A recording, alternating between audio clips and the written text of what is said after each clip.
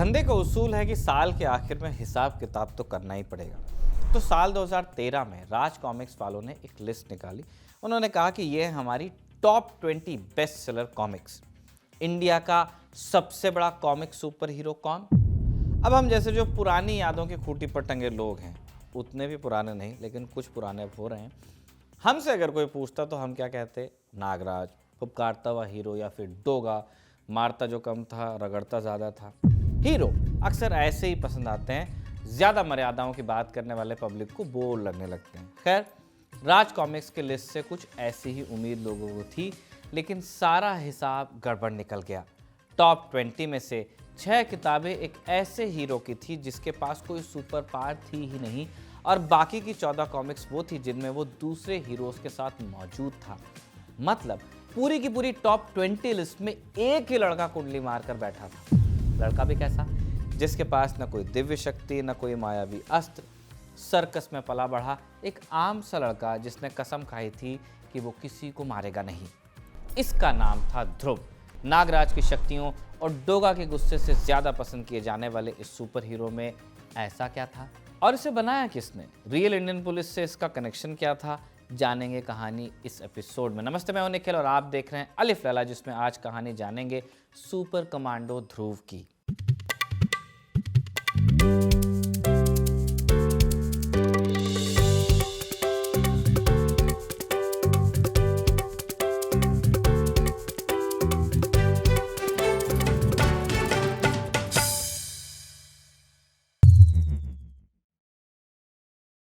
Comics की दुनिया में मार्वल और डीसी बड़े वाले सेट हैं, इसलिए बात हम वहीं से शुरू करते हैं। एक दिलचस्प कनेक्शन है। पहले आप सुनिए एक सवाल कि मार्वल की दुनिया का सबसे बड़ा नाम है कौन? जाहिर है आप में से बहुत सारे लोगों ने आयरन मैन कहा होगा, टोनी स्टार्क। यहाँ हम मार्वल फिल्म्स की बात कर रहे हैं। कॉमिक्स में तो अपना मकड़ा मानो सबसे हिट है स्पाइडरमैन, लेकिन फिल्म्स में सबसे हिट हुए आयरन मैन। एक ऐसा आदमी जिसके पास असल में कोई सुपर पावर नहीं है, उसकी एकमात्र शक्ति है उसका दिमाग, एक जीनियस दिमाग जो कुछ भी बना सकता है। साल 2008 में जब पहली आयरन मैन फिल्म आई तो उसने सुपर हीरो फिल्म्स को हमेशा हमेशा के लिए बदला, और ये बदलाव किसी एक्शन सीक्वेंस से नहीं आया, ये आया फिल्म के आखिरी 30 सेकंड से। प्रेस कॉन्फ्रेंस चल रही थी, टोनी स्टार्क के हाथ में कुछ कार्ड्स थे जिनमें लिखा था कि उसे दुनिया से झूठ बोलना है, कहना है कि आयरन मैन मेरा बॉडीगार्ड है। ये सुपर हीरो की पहचान छिपाने का पुराना नियम था, लेकिन टोनी ने कार्ड्स फेंक दिए और कैमरे की तरफ देखकर कहा, आई एम आयरन मैन, मैं ही आयरन मैन हूँ। कॉमिक्स में आयरन मैन हमेशा अपनी पहचान छिपाते आया था। फिल्म ने सबसे बड़ा नियम वो तोड़ दिया, लेकिन मज़े की बात यह है कि मार्वल ने जो ये हिम्मत 2008 में दिखाई, वो हिम्मत एक इंडियन राइटर 21 साल पहले 1987 में दिखा चुका था। इस राइटर का नाम था अनुपम सिन्हा, राज कॉमिक्स के राइटर और आर्टिस्ट। सिन्हा उस दौर में सुपर हीरोज की जो बनी बनाई परिभाषा थी उससे खास सहमत नहीं थे। उनका मानना था कि दुनिया की सबसे बड़ी ताकत कोई मायावी शक्ति नहीं, बल्कि इंसान का सोचने वाला दिमाग है। वो कहते थे कि ये जो पहचान छिपाने का बहाना है कि इससे क्रिमिनल्स के दिल में डर पैदा होता है, ये सब बकवास है, क्योंकि असल में ज़्यादातर सुपर हीरोज तो अनाथ थे, उनके बीवी बच्चे नहीं थे, तो उन्हें अपनी पहचान छिपाकर बचाना किसको था। इसी सोच के साथ अनुपम सिन्हा ने एक नया हीरो बनाया, एक ऐसा हीरो जो बहुत यंग था ताकि बच्चे उससे एसोसिएट हो सकें, जिसके पास कोई सुपर पावर नहीं थी और जिसका कोई ऑल्टर ईगो या छिपी हुई पहचान नहीं थी। इस हीरो का जन्म हुआ 1987 की कॉमिक प्रतिशोध की ज्वाला में, और नाम था ध्रुव। उसके माँ बाप राधा और श्याम जुपिटर सर्कस में ट्रपीज आर्टिस्ट थे, वो जो करतब दिखाते हैं। हवा में करतब दिखाने वाले लोग अपने बेटे का नाम रात के सबसे चमकीले तारे ध्रुव के नाम पर रखते हैं। सर्कस में जानवरों और कलाकारों के बीच रहते रहते ध्रुव एक एक्सपर्ट एक्रोबैट, स्टंट बाइकर और निशानेबाज बन जाता है। सबसे अनोखी बात यह कि वो जानवरों और पक्षियों से बात करने की कला भी सीख लेता है। अब ध्रुव की ये खुशहाल दुनिया ज़्यादा दिन चल नहीं सकती, क्योंकि कॉन्फ्लिक्ट नहीं होगा तो हीरो का जन्म कैसे होगा। पास के ग्लोब सर्कस का मालिक जुपिटर सर्कस की कामयाबी से जलता था, और उसने अपने एक आदमी जुबिस्को के साथ मिलकर एक रात जुपिटर सर्कस में आग लगा दी। इस आग में ध्रुव के माँ बाप मारे गए। 14 साल का ध्रुव इस तरह अनाथ हुआ। आप कंपेयर करेंगे तो ये कहानी डीसी के कॉमिक्स से काफ़ी मिलती जुलती मिलेगी आपको। बैटमैन भी बचपन में अनाथ ही हुआ था, बाद में बदले की भावना ने उसका ऑल्टर ईगो पैदा किया। ध्रुव की कहानी भी ऐसी हो सकती थी, लेकिन यहीं पर एक ट्विस्ट आता है। ध्रुव को राजनगर के पुलिस कमिश्नर राजन मेहरा ने गोद लिया। ध्रुव ने अपने माँ बाप की मौत का बदला लेने की कसम भी खाई, लेकिन उसने अपने गुस्से को नफरत नहीं बनने दिया। ध्रुव ने बदले की भावना को एक मिशन में बदला, तय किया कि वो जुर्म के खिलाफ लड़ेगा ताकि जो उसके साथ हुआ वो किसी और के साथ न हो। और उसने लड़ाई बिना किसी नकाब के लड़ी।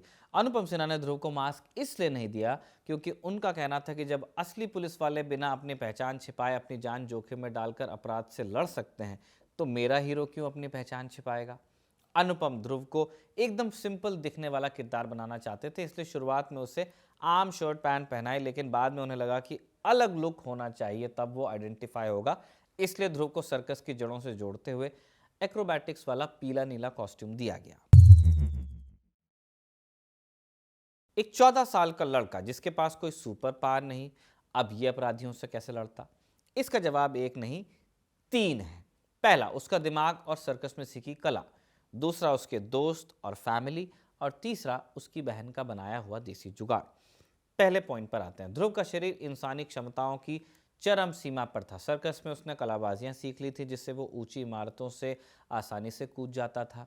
एक कमाल का स्टंट बाइकर था जो अपनी बाइक पर राजनगर की गलियों में गश्त लगाता था, और उसका निशाना भी अचूक था। लेकिन उसकी सबसे बड़ी, सबसे अनोखी ताकत थी जानवरों से बात करने की कला। राजनगर शहर के कुत्ते और चिड़िया ध्रुव की आंख और कान का काम करते। शहर के किस कोने में क्या हो रहा है, इसकी खबर उसे जानवरों से मिलती थी। अब आते हैं दूसरे पॉइंट पर, जुगाड़ यानी गैजेट्स। ध्रुव के पास बैटमैन जितनी दौलत नहीं थी, लेकिन उसके पास अपनी एक पर्सनल जीनियस, उसकी गोद ली हुई बहन श्वेता मेहरा थी। श्वेता एक साइंटिस्ट थी जो अपने भाई के लिए कमाल के गैजेट्स बनाती थी, जैसे कि एक स्टार लाइन जो एक तरह की हुक वाली रस्सी थी और कहीं भी आने जाने में मदद करती थी, बैट रोप की तरह। जूते जो एक बटन दबाते ही रोलर स्केट्स में बदल जाते थे। स्टार ब्लेड्स जो फेंक कर मारे जा सकते थे। और एक स्टार शेप का ट्रांसमीटर जिससे कम्युनिकेशन होता था। परिवार से उसे पूरा सपोर्ट था। उसके पिता कमिश्नर राजन मेहरा ध्रुव के काम में उसकी मदद करते थे। इतना ही नहीं, उन्होंने ध्रुव को सरकार द्वारा मान्यता प्राप्त क्राइम फाइटिंग यूनिट बनाने की इजाज़त भी दी, जिसका नाम रखा गया कमांडो फोर्स। इसमें ध्रुव के साथ 3 और नौजवान थे, पीटर, रेनू और करीम। ये ध्रुव की अपनी टीम थी जो साबित करती थी कि वो एक लीडर भी था, सिर्फ एक अकेला लड़ने वाला विजिलांती नहीं। जैसे पहले बताया, ध्रुव के पास जन्म से कोई सुपर पावर नहीं थी। हालांकि बाद में उसे एक छोटी सी शक्ति मिली। एक बार उसका सामना हुआ धनंजय से, जो पानी के अंदर बसे एक गुप्त शहर स्वर्ण नगरी का योद्धा था। लड़ाई के बाद दोनों दोस्त बन गए। धनंजय ने ध्रुव को एक खास केमिकल दिया जिसकी मदद से ध्रुव 20 मिनट तक पानी के अंदर सांस ले सकता था। किसी भी हीरो का कद उसके दुश्मनों से भी नापा जाता है। बैटमैन की कहानी से अगर आप जोकर को निकाल देंगे तो कहानी फीकी लगेगी।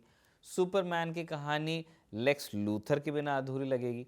तो सवाल यह है कि सुपर कमांडो ध्रुव के दुश्मन कौन थे, वो किसके खिलाफ लड़ता था? ध्रुव के दुश्मनों की लिस्ट, जिसे रोग्स गैलरी कहते हैं, भारतीय कॉमिक्स की सबसे शानदार लिस्ट में से एक है। उसके दुश्मन कोई छोटे मोटे चोर उच्चक्के नहीं थे। सबसे बड़ा नाम था ग्रैंड मास्टर रोबो का, ध्रुव का सबसे बड़ा दुश्मन। रोबो एक इंटरनेशनल क्राइम सिंडिकेट का लीडर था। उसका आधा शरीर मशीन का था और उसकी एक आंख से लेजर निकलती थी। रोबो, ये लड़ाई सिर्फ एक हीरो और विलन की नहीं थी, ये पर्सनल थी, क्योंकि रोबो की बेटी नताशा ध्रुव से प्यार करती थी। नताशा हमेशा अपने पिता और अपने प्यार के बीच फंसी रहती, और इसी वजह से ध्रुव की रोबो से लड़ाई हमेशा दिल और दिमाग की लड़ाई बनी रहती। फिर था बौना वामन, जैसा नाम वैसा काम। एक बौना था जो खिलौने बनाने में जीनियस था, लेकिन उसके खिलौने बच्चों के खेलने के लिए नहीं बल्कि तबाही मचाने के लिए होते थे। वो किलर रोबोट्स और जानलेवा डॉल बनाता था। अब अगर साइंस के विलन काफी नहीं थे तो ध्रुव के सामने जादू टोना भी आया। चंडकाल नाम का एक दैत्य जो धरती पर बचा हुआ आखिरी दानव माना जाता था, वो अपनी दानवों की नस्ल को वापस जिंदा करना चाहता था। इसके भी खिलाफ ध्रुव लड़े। इसके अलावा महामानव जैसे विलन थे जिनके पास खतरनाक दिमागी शक्तियां थी। वो अपनी सोच से दुनिया में बर्फीला युग लाना चाहते थे। ध्वनिराज भी था जो आवाज की तरंगों को हथियार की तरह इस्तेमाल करता था। और चुंबा था जिसके पास चुंबक की ताकत थी। ध्रुव इन सब से लड़ता तो था, लेकिन उसकी कसम थी कि वो किसी की जान नहीं लेगा। अनुपम सिन्हा ने इस बात का बड़ा ध्यान रखा। शुरुआती कुछ कॉमिक्स में ध्रुव के पास एक पिस्टल भी होती थी, लेकिन उसने कभी उसे चलाया नहीं। बाद में उस पिस्टल को हटा ही दिया गया ताकि ध्रुव की अहिंसक छवि बनी रहे। ध्रुव अपने दुश्मनों को हराता तो था, लेकिन उन्हें हमेशा सुधरने का एक मौका भी देता था। दिल जो था उसके अंदर। दिल की बात आई है तो इसी की बात कर लेते हैं। हीरो की जिंदगी में सिर्फ लड़ाई नहीं हो सकती है, प्यार भी होना चाहिए। एक तरफ तो विलन की बेटी नताशा थी, दूसरी तरफ रिचा थी उर्फ ब्लैक कैट। ब्लैक कैट एक शातिर चोरनी थी, लेकिन उसका दिल अच्छा था और कई बार ध्रुव की मदद भी वो कर दिया करती थी। अब उस सवाल पर आते हैं जो हमने शुरू में उठाया कि आखिर क्यों एक ऐसा हीरो जिसके पास न कोई जादुई शक्ति थी, न वो किसी दूसरे ग्रह से आया था, यही भारत का सबसे पॉपुलर सुपर हीरो बना। इसका जवाब एक शब्द में है, अपनापन। सुपर कमांडो ध्रुव से पहले भारत में कॉमिक्स का मतलब था अमर चित्र कथा की पौराणिक कहानियां या फिर विदेशी हीरोज की नकल। ध्रुव इन सब से अलग था। वो अपने जमाने के भारत का हीरो था। उसका शहर राजनगर मुंबई जैसा था। ऊंची ऊंची बिल्डिंग्स भी वहाँ थीं और तंगलियाँ भी, जंगल भी थे और समंदर का किनारा भी। ध्रुव इसी शहर की सड़कों पर अपनी मोटरसाइकिल लेकर घूमता था। 80s और 90s के दशक के बच्चों के लिए ध्रुव एक आइडियल बड़ा भाई जैसा था। वो अपने माँ बाप का सम्मान करता था, बहन से उसकी नोकझोंक चलती थी और फिर भी वो बुरे लोगों को मजा चखा देता था। क्रिएटर अनुपम सिन्हा ने उसे जानबूझकर ऐसा बनाया था। उनका मानना था कि बच्चे हर उस इंसान को सुपर हीरो की तरह देख सकते हैं जो वो काम कर लेते हैं जो बच्चे खुद नहीं कर पाते, जैसे अलमारी से टॉफी का डब्बा निकालना। ध्रुव बच्चों के लिए उन्हीं का एक बड़ा और बेहतर रूप था। ध्रुव की खास बात यह भी थी कि उसने शरीफ होने को कूल बनाया। उस दौर में जब एंग्री यंग मैन वाले हीरो का चलन चल रहा था, ध्रुव शांत दिमाग से काम लेता था। अनुपम सिन्हा दिखाना चाहते थे कि एक अच्छा और तमीज़दार बच्चा दब्बू ही हो, ये ज़रूरी नहीं है। ध्रुव की यही छवि माता पिता को भी पसंद आई। उन्हें लगा कि एक ऐसा हीरो है जिससे उनके बच्चे अच्छी बातें सीख लेंगे। बाद में ध्रुव ने नागराज और डोगा जैसे दूसरे हीरोज़ के साथ मिलकर भारत का पहला कॉमिक शेयर्ड यूनिवर्स बनाया, ठीक वैसे ही जैसे हॉलीवुड में मार्वल और डीसी का है। ध्रुव की शोहरत सिर्फ हिंदुस्तान तक ही सीमित नहीं रही। साल 2011 में अमेरिका के मशहूर अखबार द बॉस्टन ग्लोब ने दुनिया के 7 इंटरनेशनल सुपर हीरोज़ का एक रिव्यू किया और इसमें सुपर कमांडो ध्रुव को 10 में से 8 की रेटिंग मिली। ध्रुव का एक बॉलीवुड कनेक्शन भी है, वो भी बता देते हैं। 2021 में आई थी फिल्म हम दो हमारे दो। इसमें हीरो राजकुमार राव के किरदार का नाम जो ध्रुव था, वो सुपर कमांडो ध्रुव के नाम पर ही रखा गया था। फिल्म में आप देखेंगे तो उसके कमरे में ध्रुव का आपको स्टिकर भी दिखेगा। अंत में ध्रुव की विरासत यही है कि उसने साबित किया कि एक ओरिजिनल इंडियन हीरो जो हमारी कहानियों और हमारे माहौल से निकला है, वो भी सक्सेसफुल हो सकता है। इसी नोट पर आपसे इजाजत लेते हैं। अलिफ लैला का एपिसोड कमल ने लिखा और आनंद ने रिकॉर्ड किया। आप देखते रहिए खबर गांव।